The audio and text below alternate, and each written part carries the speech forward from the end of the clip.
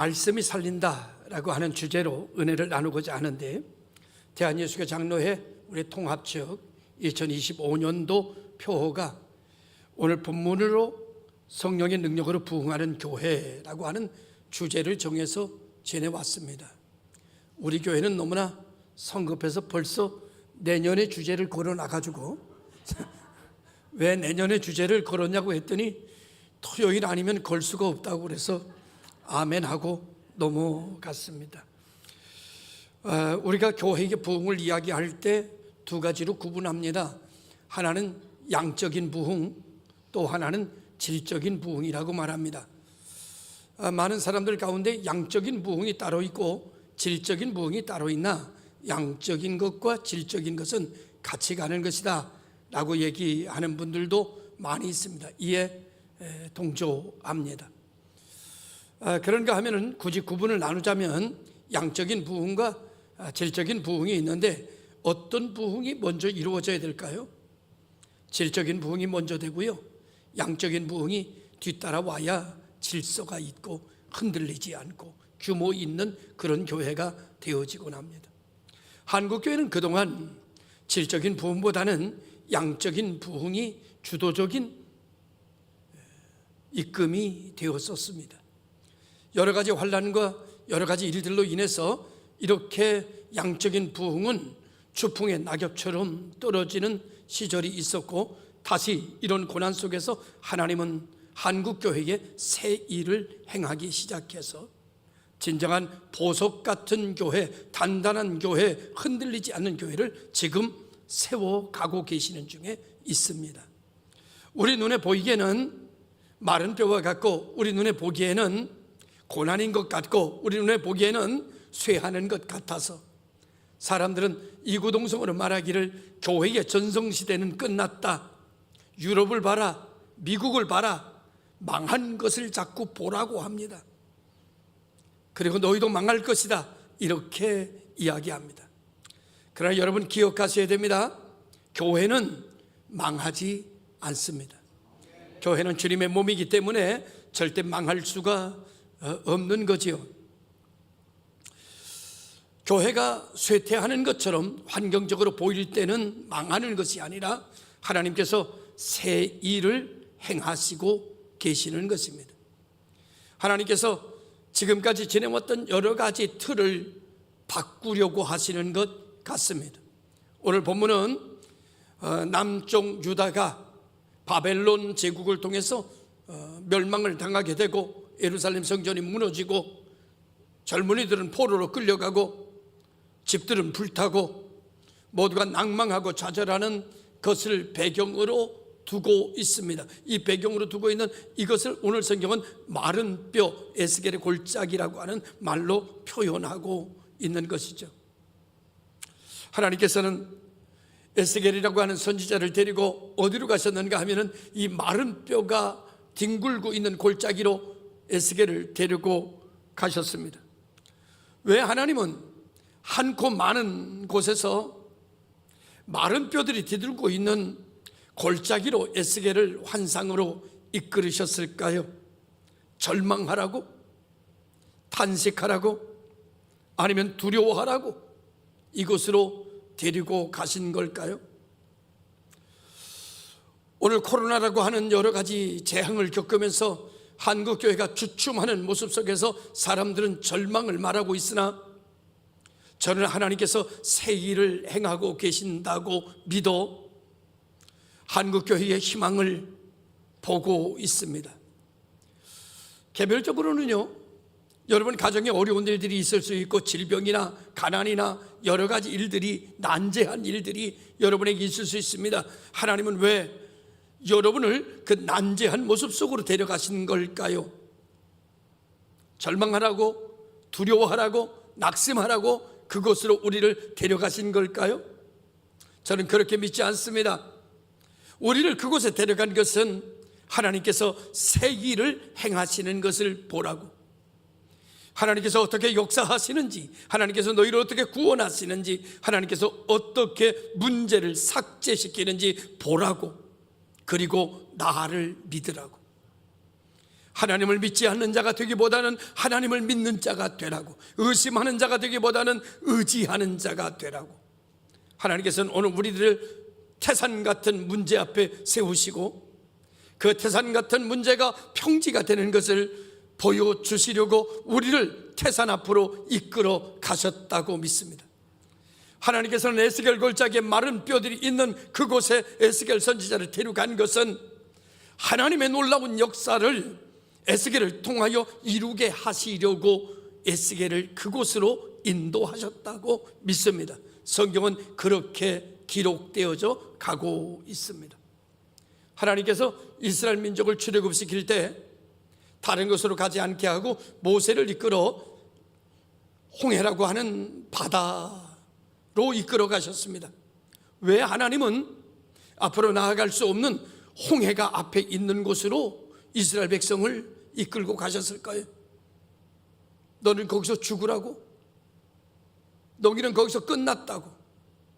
이제는 우리 힘으로 할 수 있는 게 아무것도 없다고? 절망하라고? 두려워하라고? 불평하라고? 모세와 이스라엘 백성들을 홍해로 이끌어 가셨을까요? 살아계신 하나님은 모세와 이스라엘 민족 앞에 기적적인 새 길을 어떻게 하나님이 살리는지를 보여주시려고 홍해로 이스라엘 민족을 이끌어 가셨다고 나는 믿습니다. 주 안에 있는 자가 희망을 갖는 것은 환경을 통해서 희망을 갖는 것이 아니라 하나님의 말씀 안에서, 하나님의 능력 안에서, 하나님의 창조의 권능 안에서 우리는 세상을 볼 때 우리는 끝났다가 아니라 하나님이 바꾸시려는 거구나, 우리는 끝났다가 아니라 하나님이 새 일을 행하시려는가 보다. 우리는 하나님 안에서 우리는 희망과 소망을 가질 수 있고, 우리가 믿음의 소망을 갖고 하나님의 말씀을 붙잡을 때 하나님께서 새 일을 행하시는 것을 우리들에게 나타내 주시곤 하신다는 말씀을 드리고 싶습니다. 에스겔 37장은 바벨론 포로 시기에 주어졌던 하나님의 말씀인데 11절에 말하기를 우리 뼈들은 말랐고 우리의 소망은 없어졌으니 우리는 다 멸절되었다 하느니라. 이것이 일반적 사람들의 이구동성의 고백이었습니다. 오늘 우리 목회자들이 어떻게 하면 이 교회에 이 어려움을 타게 할 것이냐, 세미나가 벌어지고요, 기도회가 벌어지고요, 여러 가지 대안을 세워보려고 애쓰고 있습니다. 그런데 그런 지역에 가면 더 낙심하고 옵니다. 더 절망하게 됩니다. 부정적인 것만 막 이야기합니다. 안 된 것을 보라는 거예요. 유럽의 교회를 보라는 거예요. 한국의 전성시대는 끝났다는 거예요. 이제 안 된다는 거예요. 한국의 교회의 좋은 시절은 지나갔다는 거예요. 그래서 저는 그런데 가는 것을 잘 원하지 않습니다.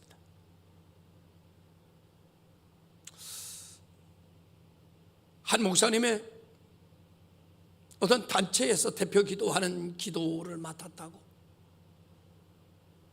기도의 내용을 이렇게 보여주시더라고요. 서론적인 기도의 내용이 모두가 다 부정적인 겁니다.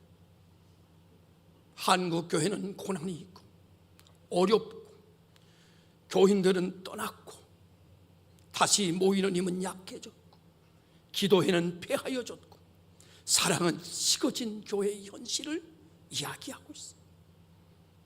제가요, 목사님, 기도를 바꾸시면 안 될까요? 어떻게 바꿔야 되겠습니까? 이렇게요. 한국의 교회는 고난 중에 지나왔으나 하나님은 우리와 함께 계셨으므로 감사합니다.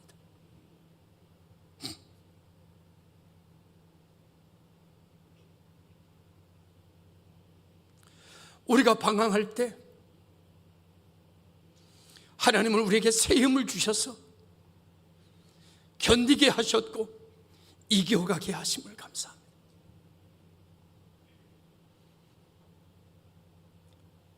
세상의 풍파 속에 우리의 피난처가 되어주셔서 감사합니다. 우리는 하나님 안에서 내일을 꿈꿀 수 있도록 다시 힘을 주심을 감사합니다.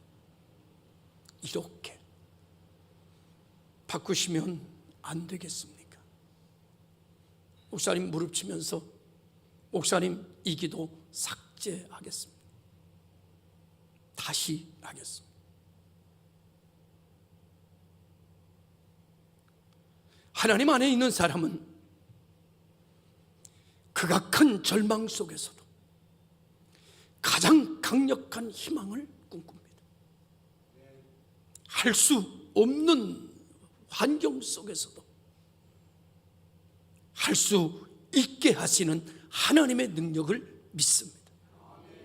오늘 우리들은 하나님이 우리와 함께 하심으로 여기까지 왔고, 우리는 광야의 과정도 거쳤고, 우리는 홍해도 건너게 되었습니다. 하나님은 우리의 보호자시며, 하나님은 우리를 지키시는 이시며, 하나님은 우리의 목자가 되어 계십니다. 하여 우리는 두려움이 없습니다. 우리는 환경을 믿지 않습니다. 우리는 조건을 바라보지도 않습니다. 우리는 하나님만 믿습니다. 하나님이 시작하셨고, 하나님이 시작하신 일은 하나님이 이끄실 것이고, 하나님이 이끄시는 일은 반드시 하나님의 뜻이 이루어지는 역사가 일어나게 될 것이며, 이 시대에 우리를 그 마디에 사용해 주시는 것 자체가 너무나 감사합니다. 하나님의 뜻이 이루어지는 일에 나를 써주시는 것만도 백골난망, 잊을 수 없는 하나님의 큰 은혜입니다. 어제 경주에 내려갔었습니다. 하메노이에 한 교회가 개척이 되어지기 때문에 설립 선포를 하러 내려갔었습니다. 너무나 감사했습니다. 여자 목사님이신데 이렇게 고백하는 듯 했습니다. 이 어려운 시대, 모두가 힘들다고 하는 시대, 모두가 안 된다고 하는 이 시대에 교회를 개척하시나요? 교회를 개척하는 것은 이렇게 하지 않으면 견딜 수가 없었어요. 하나님이 주신 은혜가 너무나 큰데, 뭔가 하나님을 위해서 뭔가 하고 싶은데, 그래서 목사가 됐는데, 불러주는 것은 없는데 전 재산을 털어서, 그것도 자기의 재산뿐만 아니라 세 자매의 재산을 털어 이 교회를 개척하고 눈물을 흘리며 하나님께 교회를 세우는 설립 선포식이 이루어지고 있었습니다. 이들은 왜 이렇게 희망이 없는 세상이라고 하는 데서 희망을 보는 것일까? 이들은 안 된다고 하는 절망적 조건 속에서 이들은 왜 소망을 갖는 것일까? 이들에게 희망과 소망을 갖게 하는 생명력은 어디서부터 오는가? 천지를 지으신 여호와에게서, 나를 위하여 세상에 오신 예수 그리스도, 나를 위하여 십자가에 죽으신 그분을 통하여 이들에게 희망이 공급되고 있구나. 죽어도 다시 사시는 부활의 능력으로 이들은 다시 미래를 쳐다본다. 이들은 과거를 보는 것이 아니라 이들은 다시 믿음으로 내일을 주시하고 있다. 내일에 하나님이 새 일을 행하실 것으로. 할렐루야. 오늘 우리는 2025년도를 은혜 가운데 마무리하는 마지막 주일이 되었습니다. 오늘 우리 조 교수님이 오셨는데 이렇게 말씀하세요. 교회가 참 따뜻해요. 우리 교회가 따뜻한 교회가 아닙니다. 복도 춥습니다. 그런데 교수님이 교회가 따뜻해요 라고 하는 어디서 오는 고백일까요? 우리 화평에서 오는 고백입니다. 성도들끼리 지지해서 오는 고백입니다. 서로 사랑하고 서로 존중하고 웃음소리가 끊이지 않고 서로 격려하며 헌신하며 하나 되는 이 공동체 안에서 주어지는 따뜻함을 영적인 우리 조 교수님은 느끼신 것 같아요. 제가 그 말에 이어서 이렇게 했어요. 상위 1%의 교회. 우리 교회는 상위 1%의 교회입니다. 은혜로운 교회로, 복 있는 교회로, 시절을 쫓아 열매를 맺으며 잎사귀가 마르지 않는 교회로, 날마다 시시철철 풍요로운 교회로, 잔잔한 시내과 푸른 초장이 널려있는 교회로, 상위 1%의 교회. 우리 교회보다 더 좋은 교회 있으면 나와보라 그래라, 이럴 말할 수 있는 교회. 할렐루야.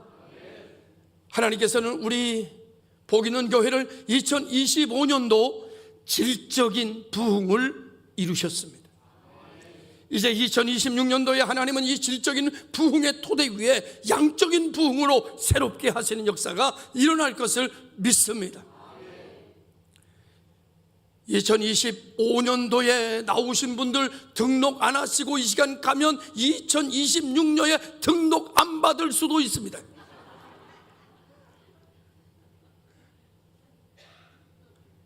사랑하는 성도 여러분, 내가 생기를 너희에게 들어가게 하리니 너희가 살아나리라. 하나님께서 우리 교회에 생기를 들어오게 하셨고 더욱더 사방에서 생기가 들어오게 하실 줄로 믿습니다.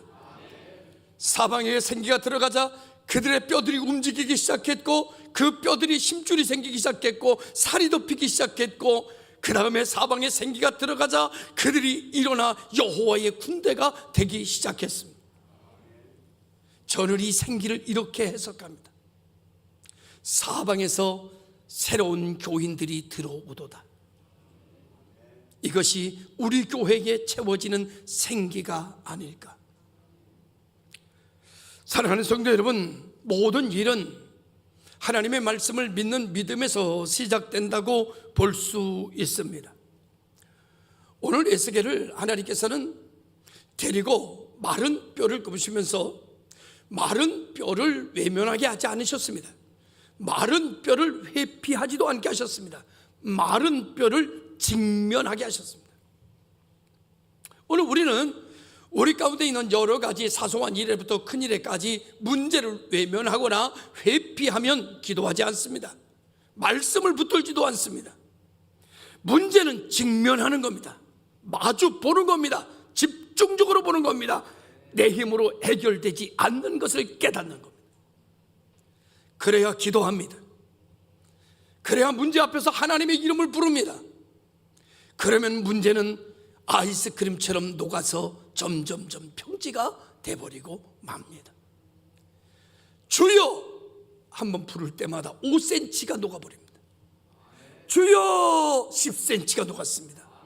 더 크게 주여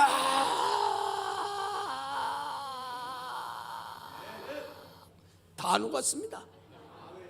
사랑하는 성도 여러분, 문제는 피하는 것이 아니라 내가 해결할 수는 없지만 하나님이 해결하심을 믿는 겁니다. 그리고 그 앞에서 하나님의 이름을 부를 때 마른 뼈가 살아나는 것처럼 우리들의 생기가 다시 돋아나고 회복되는 역사가 일어나는 것을 성경은 우리에게 진리의 말씀으로 허락해 주신 것을 믿습니다. 여러분, 회복은, 문제 해결은 말씀으로부터 시작됩니다. 에스겔에게 오늘 이렇게 살겠느냐? 여러분, 에스겔이 이렇게 말합니다. 하나님께서 하십니다. 여러분 기억하셔야 됩니다. 내가 모르면 하나님도 모른다고 믿습니다. 내가 안 되면 하나님도 안 된다고 생각합니다. 내가 할 수 없으면 하나님도 할 수 없다고 생각하기 때문에 낙심하고 좌절하고 절망합니다. 근데 오늘 에스겔은 뭐라고 말하는가 하면 나는 할 수 없지만 하나님이 아십니다. 이렇게 얘기합니다. 하나님은 아십니다. 하나님은 하실 수 있습니다. 여러분은 여러 가지 문제 속에서 내가 안 되는 것을 경험할 때에 여러분 고백하셔야 됩니다. 하나님은 하실 수 있습니다. 나는 안 되지만, 나는 못하지만, 나는 능력이 없지만 하나님은 능력이 있으십니다. 얼마나 놀라운 믿음인지 모릅니다. 하나님은 아십니다. 그랬더니 하나님께서 에스겔에게 하는 말이 마른 뼈들에게 명령하라는 거예요. 하나님의 말씀을 선포하라는 거예요. 마른 뼈들이 듣겠느냐는 겁니다. 내가 말하면 마른 뼈들이 듣습니까? 살아있어야 듣지. 그런데 그건 사람의 범주 안에 있는 고정관념입니다. 사람의 말은 안 들리지만 하나님의 말씀은 하나님이 지으신 모든 피조세계는 하나님의 말씀을 듣습니다. 바다도 들었습니다. 죽은 나사로도 들었습니다. 여리고성도 하나님의 말씀을 들었습니다. 모든 피조의 세계는 하나님 은혜 안에 있습니다. 나는 할 수 없어도 하나님은 할 수 있습니다. 할 수 있거든요. 무슨 말이냐? 믿는 자에게 능치 못함이 다 같이 시작 없느니라. 내게 능력 주시는 자 안에서 내가 모든 것을 시작할 수 있느니라. 아멘. 그러니 오늘 우리는 2026년도를 앞에 두고 2025년도를 문을 닫으려 하는 즈음에 우리는 하나님의 능력 안에 있습니다. 그리고 하나님과 함께 꿈을 꿉니다. 어려움은 우리를 망하게 하고 절망하게 하려고 하는 것이 아니라 하나님이 새 일을 행하시려고 하시는 것입니다. 우리는 그 안에서 절망이 끝나고 그 안에서 회복이 시작되며 그 안에서 생명의 역사를 경험하게 될 것입니다. 모세가 홍해가 갈라져 살 길을 경험하게 되는 것처럼 스룹바벨 앞에서 태산이 무너지는 것을 보게 하셨던 것처럼 모세 앞에 반석에 샘이 터지는 것을 보게 하셨던 것처럼 하나님께서 새해에 우리에게 새 일을 행하사 놀라운 일들이 각 가정마다 개인마다 일터마다 그리고 우리 복이는 재단마다 한국 교회 위에 성령의 새 역사가 일어나기를 예수 이름으로 축원합니다. 죽은 뼈들이 살아나게 될 것입니다. 모든 일을 통해서 하나님을 찬양하며 경배하는 역사가 일어나 사방에서 택함받은 백성의 생기가 우리 교회로 몰려들어오는 역사가 일어나게 될 것 또한 믿습니다. 잘 될 것을 믿습니다. 옆에 사람하고 인사합니다. 축하합니다. 잘 될 겁니다. 다시 한번 인사합니다. 한 해 동안 승리하셨습니다. 말씀을 붙잡은 에스겔처럼 오늘 우리도 다시 한번 말씀을 부여잡고 말씀 안에서 희망을 꿈꾸며 내일의 문을 여는 복 있는 교회 성도들 되시기를 주님의 이름으로 축원합니다. 기도하겠습니다. 참 좋으신 아버지